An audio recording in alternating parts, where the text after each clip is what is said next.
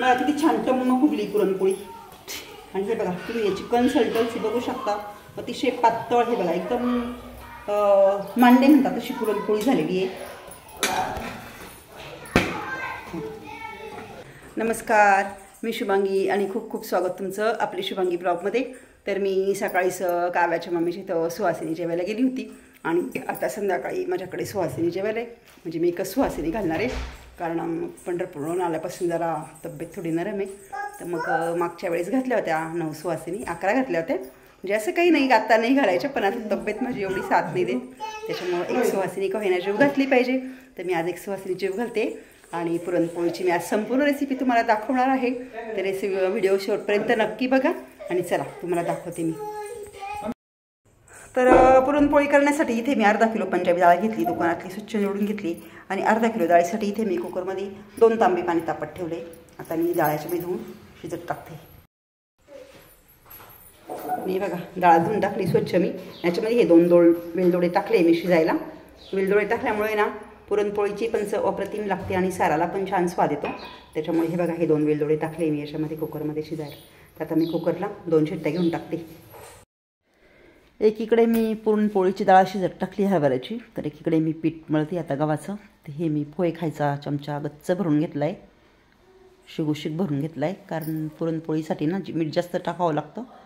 आणि गहू पण माझे ना अजय 72 गहू आहे, अजित 172 काय नाव आहे त्यांचं नेमकं मला आठवत नाही.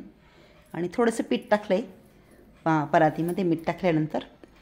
आणि हे बघा हे गव्हाचं पीठ आहे ना असं अल्लाद वरच्यावर चाळून घ्यायचं. म्हणजे चपातीला जसं आपण असं निखारून चाळतो तसं नाही चाळायचं, वरच्यावर चाळायचं. एवढं पीठ चाळणीमध्ये परत शिल्लक ठेवायचं, ते डब्यात टाकू द्यायचं.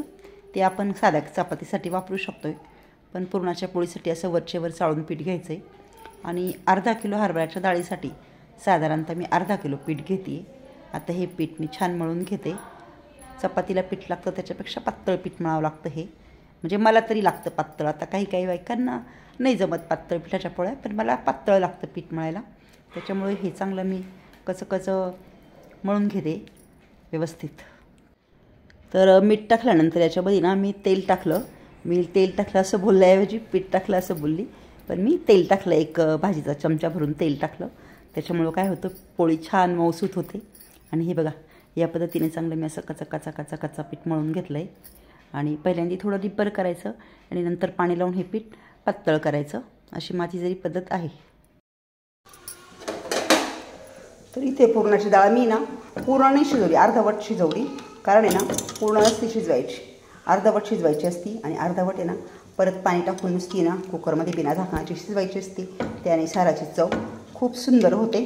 तर आता मी ह्याच्यामध्ये गरम पाणी करून घेते आणि परत ही डाळ कुकरमध्ये मोकळी शिजवून घेते. हे बघा इथे मी तांब्या भरून गरम पाणी करून ठेवलेलं आहे. आता हे तांब्या भरून गरम पाणी मी ह्या डाळीत टाकते आणि डाळ शिजवते. तर बघा डाळ परत मी कुकरमध्ये अशी मोकळी शिजवून देऊ राहिली. आणि इकडे हे गव्हाचं पीठ छान भिजवून ठेवले मी. हे पूर्ण गव्हाचं पीठ भिजवले, मैदा वगैरे काहीच ॲड नाही केलेले. आणि आता भिजत ठेवले. भिजल्यानंतर चांगलं ते मऊसूत होईल, एकजीव होईल. दाखवते तुम्हाला परत मी 1 तासाने कसं झालं ते. आणि कुकरमधून येण्यानंतर मी परत पाणी टाकून येणार अर्धा तास ही डाळ चांगली शिजवली. तर डाळ तर छान शिजली. हे बघा वाफेमुळं कॅमेऱ्यावर येते. तर डाळ चांगली छान मऊसूत शिजली आहे. आता हे पाणी मी काढून घेते डाळीतलं. हे बघा तुम्हाला दाखवते मी डाळ कशी शिजली ते. एकदम मऊ शिजली डाळ. आता मी हे पाणी काढून घेते या पातेल्यामध्ये आणि डाळीमध्ये मी साखर कालवते.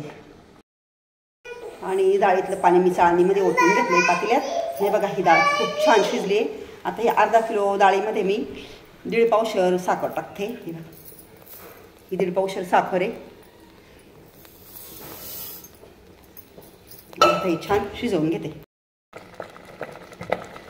आता इथे मी ह्या शिजलेल्या डाळीमध्ये ना साखर कालवली आणि छान पुरण शिजते. हे बघा हे जरी पातळ दिसत असलं तरी घाबरायचं काही काम नाही, कारण हे पाणी साखरेचं झालेलं असतं.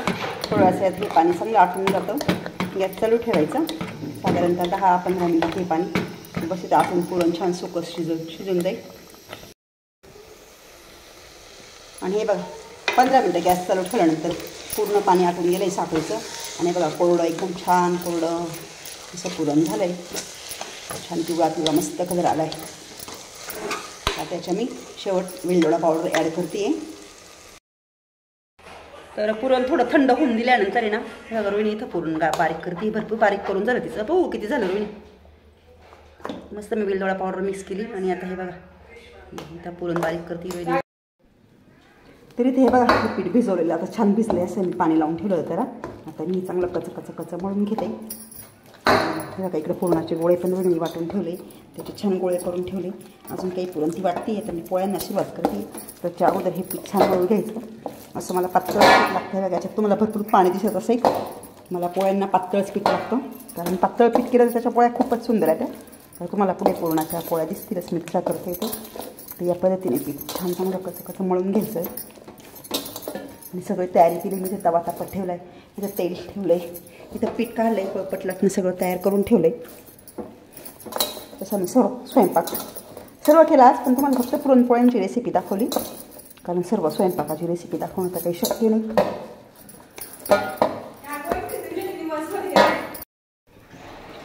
बघा या पद्धतीने मी पुरणपोळ्या करते आता मस्तपैकी. या पद्धतीने पुरणपोळ्या करते. छान टम्म फुगलाय. या पद्धतीने मस्त पुरणपोळ्या करते मी. आता तुम्हाला मी पुरणपोळीचे पूर्ण शूटिंग दाखवते कशी करते. बघा पुरणपोळ्या कशा करते दाखवते. हे बघा पिठाचा उंडा घेतला आहे मी आणि हा छान असा पिठामध्ये मळून घेते व्यवस्थित. आणि या पद्धतीने आता साडा करते मी. बघा या पद्धतीने असं एक पोळीच्या मापाचं पीठ घ्यायचं आणि त्याचं असं पारी बनवायची. आणि जेवढं आपण पीठ घेतो, आता कोणाला जास्त पुरण आवडतं, पण मी जास्त नाही घेते. बघा एवढा उंडा घ्यायचा पुरणाचा आणि या पद्धतीने असं व्यवस्थित चाळून बनवून घ्यायचं. लोक आजकाल अशा प्रकारे मोमोज करतात. मोमोज करतात का? पण आपण पुरणपोळ्या करतो. तर या पद्धतीने मोदक चाळं म्हणतात त्याला. चाळं करून घ्यायचं. मेक शुअर की ते सील पॅक आहेत. आणि असं हे बघा असं पूर्ण बंद करून घ्यायचं की जेणेकरून पुरण बाहेर येणार नाही. हे बघा. आणि पुरणाच्या पोळीला भरपूर पीठ टाकावं लागतं. आणि असं चाळं व्यवस्थित असं ठोकून घ्यायचं. आणि या पद्धतीने आता मी पुरणपोळी लाटते. आणि पुरणपोळ्या लाटताना खूप पीठ सांडतं, त्याच्यामुळे तुम्ही पण विचार करा एवढा पसारा का झाला. कारण माझ्या काही पुरणपोळ्या करून झाल्या. नंतरच्या पोळीची तुम्हाला शूटिंग दाखवते मी. तर आता या पद्धतीने मी पुरणपोळी लाटते. मी लोकांच्या पुरणपोळ्याचं फिरत नाही, साध्या पण फिरत नाही, पण तुझी पुरणपोळी फिरते. या सो ग्रेट. हां पुरणपोळीना खूप हळू लाटतात, पण मला प्रॅक्टिस आहे त्याच्यामुळे मी भरभर पुरणपोळी लाटते. आणि गॅस मी बारीक केला होता, गॅस मोठा केलाय मी. रेगा लाटणं चालतं का पुरणपोळीला? आता ज्यांना जमत नाही त्यांना नाही जमत, पण मला जमतं. तेच म्हटलं, म्हणजे थोडं जाड घेता ना कारण. आता पुरणपोळ्यांना शक्यतो रेगाच लाटणं नाही घेत, कारण म्हणता पोळ्या तुटता वगैरे. पण मला प्रॅक्टिस आहे पुरणपोळ्या फास्ट करायची आणि रेगाच्या पोळ्यांची. किती मोठी केली, वाव. किती गोल गोल पण केली, वाव. हो फुटली पण नाही, वाव. आणि या पद्धतीने थोडं लांब. हे बघा. आणि जाड कशी ठेवायची मम्मी? जाड ठेवायचीच नाही ना, मला फक्त आवडतात ना. जाड ठेवायची, कमी लाटली का जाड होऊन जाते. हे बघा आता मला हा पोळपाट पुरत नाही पोळीला, अजून पोळी लाटू शकते मी. बस नको लाटू. हे बघा या पद्धतीने मी पूर्ण पोळपाट भरून ही पोळी लाटली आहे. आणि हे बघा पूर्ण पीठ लाटता ना पूर्ण पीठ झटकून गेलं. हे बघा सुंदर पुरणपोळी तयार झाली. आता गॅसवर टाकली. आता ही पोळी भाजीपर्यंत मी दुसरी पोळी करते.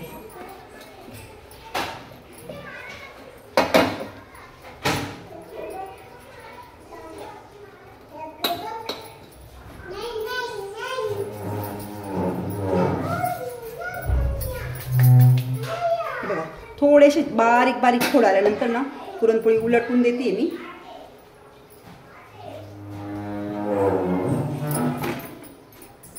जर तुमच्याकडून पोळीला जास्त पीठ लागलं तर तुम्ही ते कपड्याच्या सहाय्याने असं पुसू शकता. पण मला प्रॅक्टिस आहे माझ्याकडनं, काही जास्त पीठ वगैरे लागत नाही आणि हे पूर्ण पीठ झटकून गेले.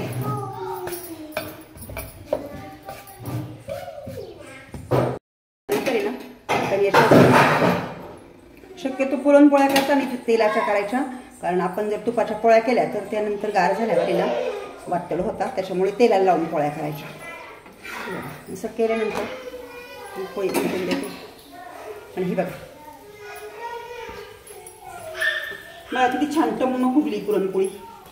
आणि हे बघा तुम्ही याची कन्सिस्टन्सी बघू शकता, अतिशय पातळ. हे बघा एकदम मांडे म्हणतात तशी पुरणपोळी झालेली आहे.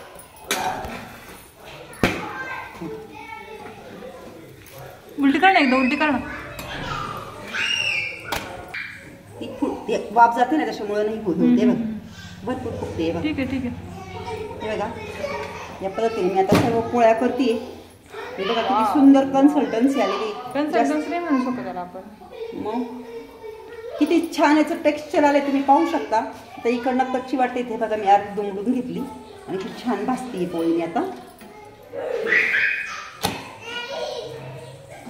काठ व्यवस्थित शेकवून घ्यायचे, ती पातळ करून व्यवस्थित पुरणपोळी भाजून घ्यायची. तर या पद्धतीने मी आता सर्व पुरणपोळ्या करते. मी तुम्हाला एकच पोळीची शूटिंग दाखवते. खूप सुंदर खूप सुंदर. तर या पद्धतीने मी हे बघा एवढ्या पुरणपोळ्या केल्या आहेत.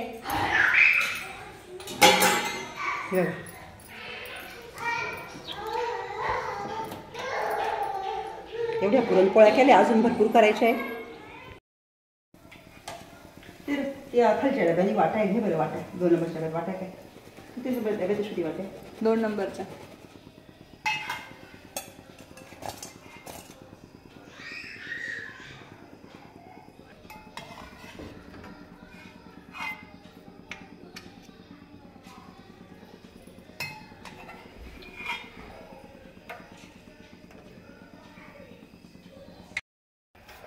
एवढ्या पुरणपोळ्या केल्या आहे मी. आणि इकडे हे बघा मेथीची भाजी आहे, सारे. हे बघा ह्या कुरड्या, मी त्या कुरड्यांचे तुम्हाला ब्लॉग दाखवला त्याच कुरड्या आहे. हे बघा या कुरड्या पापड्या नागलीच्या. आणि हे बघा इकडे आहे मी केलेली खीर आहे. त्याच्यानंतर इकडे वरण केलं आहे. आणि हे बघा इकडे भात आहे. आणि बघा इकडे आता मी नैवेद्य भरते. सगळा स्वयंपाक मी केला, पण तुम्हाला फक्त पुरणपोळ्यांची शूटिंग दाखवली. इथं गुळाच्या सांख्या पिल्लू तळतंय. भजी तळते पिल्लू अजून. आणि पसारा झाला आहे किचनवर. जरा आता एवढा स्वयंपाक होता ते चला आता सुवासिनी जेवायला येतील. त्या नैवेद्य भरले, माझी पूजा वगैरे झाली. हे बघ ही आमच्या पिल्लूने केलेली भजी. आता मी नैवेद्य भरते आणि सुहासिनी कोणते जेवायला दाखवते तुम्हाला. तरी बघा माझ्याकडे दाबडे तयार आहे सुहासिनी जेवायला. निवांत जेवा. आणि हो त्यांच्यासोबत आहे काऊ. काऊ पण माऊ पण. काऊ छान जेवा, छान दिसती, खूप छान दिसती. आणि हे बघा हा आलाय आर्यन. आर्यन जेव बेटा, तुला पुरणपोळी आवडती ना.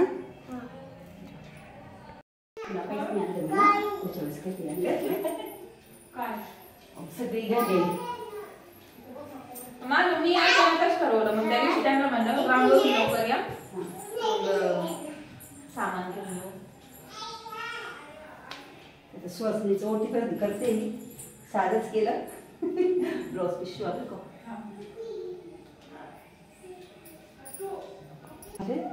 रुमाल घे वापर मस्त पैकी. धर तुला आळू इथं बाप्पा करू दे मला. तुला इथे बस, मला बाप्पा करू दे. हा देखील तुला राहिलं ना. हां नैवेद्य बनवले हां बनवून ठेवले आधी. मग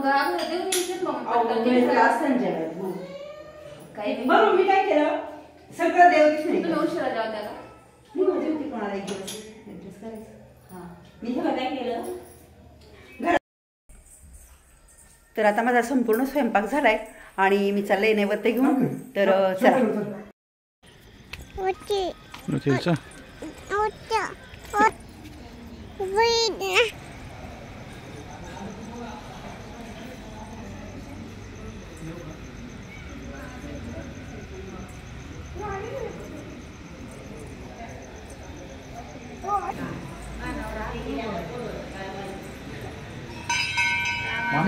मशीन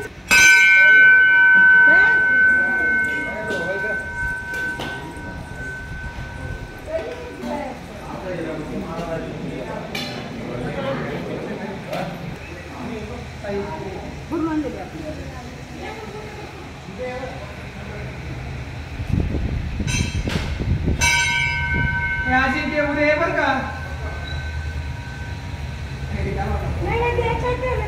हो चालतंय.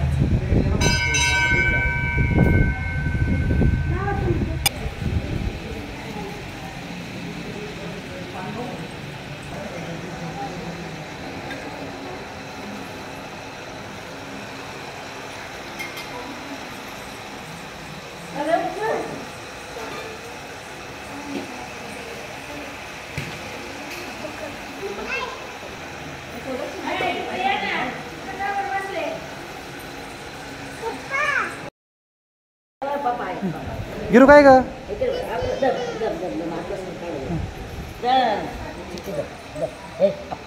गिरू अरे का बरं रडते तू आजी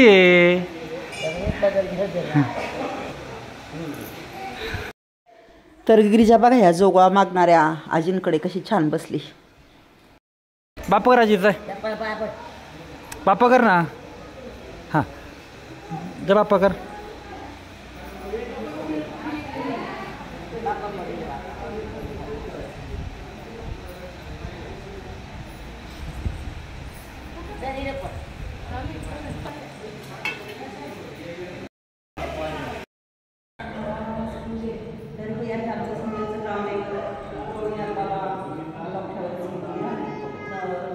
आषाढ महिन्यामध्ये इथे मंगळवारी आणि शुक्रवारी दाखवण्याची प्रथा आहे. तर मी आज स्वयंपाक केला तर मी आज नैवेद्य दाखवायला आली.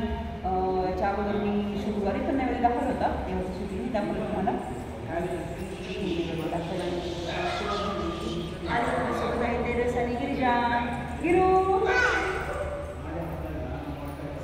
गिरू बापा कर.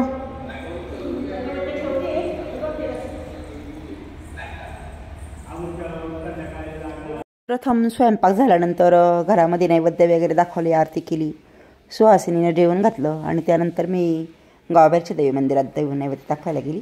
तिथे नैवेद्य दाखवले, ओटी भरण केलं देवीचं आणि आता मी इथे गवळीनाथ महाराजांना नैवेद्य दाखवण्यासाठी आलेली आहे. गाव इथेच आहे आमच्या सिन्नरमध्ये हे मंदिर. तर तिथे मी नैवेद्य वगैरे दाखवला, दर्शन वगैरे घेतली. श्री क्षेत्र बालगवळीनाथ महाराज मंदिर हे बघा, इथे आम्ही नैवेद्य दाखवला. आणि गिरिजाला बघा इथे काय मस्ती आली, कशी खेळती बघा. काही घरी यायचं नाव घेऊन. गिरू चल गिरू. बराच वेळ झालाय पण गिरिजाला काही घरी जाऊशी वाटाना.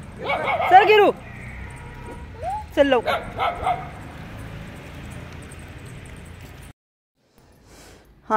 आणि नंतर मी आमच्या इथे जवळच म्हसोबा बाबा यांचं मंदिर आहे, रस्त्यावरच आमचं येतं जातं. आम्ही रोज त्या म्हसोबा महाराजांवरनं जातो. तर तिथे मी प्रत्येक सणवार असेल तेव्हा नैवेद्य दाखवायला जाते. तर इथे नैवेद्य दाखवायला आली आहे. संध्याकाळचा बराच उशीर झाला होता कारण सुहासिनीचं जेवण झाल्यानंतर मी नैवेद्य दाखवायला गेले. आता सगळं एवढं ॲडजस्ट होत नाही, त्याच्यामुळे मी घरात नैवेद्य दाखवले आणि सुहासिनीचं जेवण झाल्यानंतर नैवेद्य दाखवायला गेली. मी तिकडनं आल्यानंतर आम्ही घरी जेवण केले. ही गिरीजा बघा घाबरत सुद्धा नाही, पण ती घाबरत नाही त्या कुत्र्याला. पण मस्त त्या कुत्र्याबरोबर खेळू. कुत्र घाबरतं ना. आणि नैवेद्य वगैरे दाखवून आल्यानंतर घरी आलो, जेवण वगैरे केलं. जेवणाचं शूटिंग काय तुम्हाला दाखवलं नाही. आणि सगळं पसारा वगैरे आवरून झालं आहे, सगळं आवरलं, भांडे कुंडे सगळं किचन वगैरे आवरून झालं आहे. आता जातो आम्ही आराम करायला. Good night. तर चला आजचा व्हिडिओ इथेच संपवते. व्हिडिओ आवडला असेल नक्कीच लाईक करा, कमेंट करा. चॅनलवर नवीन असेल तर सबस्क्राईब नक्की करा. Bye bye. Good night.